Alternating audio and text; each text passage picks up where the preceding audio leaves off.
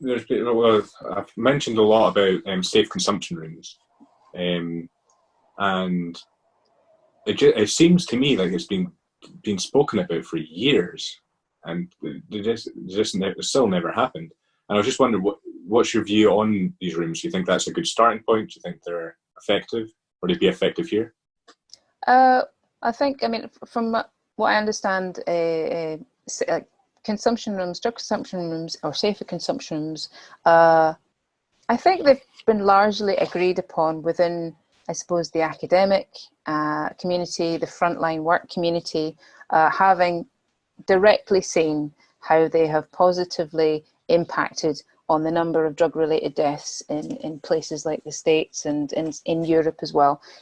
There's direct correlation, kind of irrefutable proof that they reduce overdoses. So that's never a bad thing. So I think everybody kind of involved in the work that I'm involved in as well would be keen to have movement, very keen to have movement, and less red tape and politicking going on around it, which is, I think, the main reason why it's just not happened. It's been dragged into politics, sadly. So, but hopefully that will change. I know there's been, the pilot in Glasgow, and a lot of people kind of set up and ready to go for quite a long time.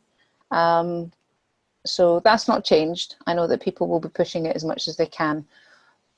Given the circumstances, that is going to be more difficult, but people at the moment are being extremely creative. I've just actually been listening to a Scottish Drugs Forum seminar, and they've been running various seminars, lots of fantastic seminars out there by different organisations, sharing a lot of the quick thinking and creativity and flexibility that people have, particularly in the third sector, and particularly, I think, this area of work where you're working with a lot of people who, they're not typical service users. They're not kind of like walking into, I mean, they're quite hidden populations, I suppose.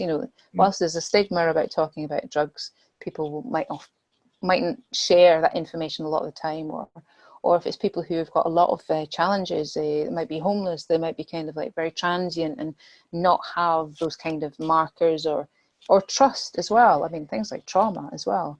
The trust that you have to have before kind of sharing information about yourself or walking and talking to a stranger in a service. So, but yeah, people are doing some really interesting things. So I don't doubt that people will be thinking widely about how consumption rooms could also still work in the time of COVID.